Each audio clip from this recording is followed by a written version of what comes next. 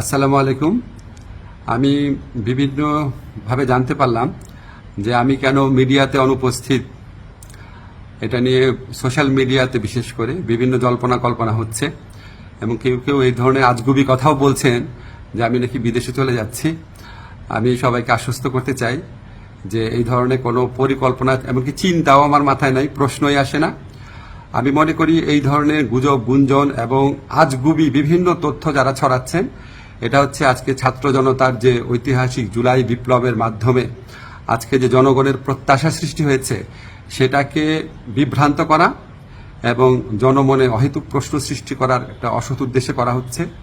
আপনারা কেউ বিভ্রান্ত হবেন না।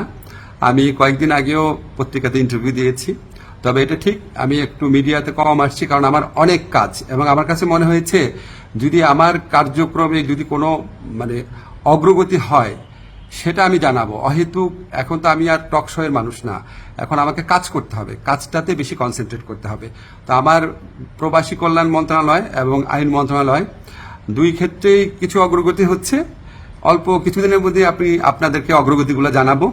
আর এই ধরনের গুজব গুঞ্জন যারা রটাচ্ছে তাদেরকে আমি অনুরোধ করব মিনিমাম ইনভেস্টিগেশন করে তারপরে এগুলি বলেন, না হলে মানুষ তো আপনাদেরকে মিথ্যাবাদী ভাববে, ঠিক না?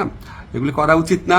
বাংলাদেশকে একটা নতুন বাংলাদেশ গড়ার জন্য, রাষ্ট্র সংস্কার করার জন্য আপনারা বরং পজিটিভলি আমাদেরকে সাজেস্ট করবেন, ভুল হলে বলবেন।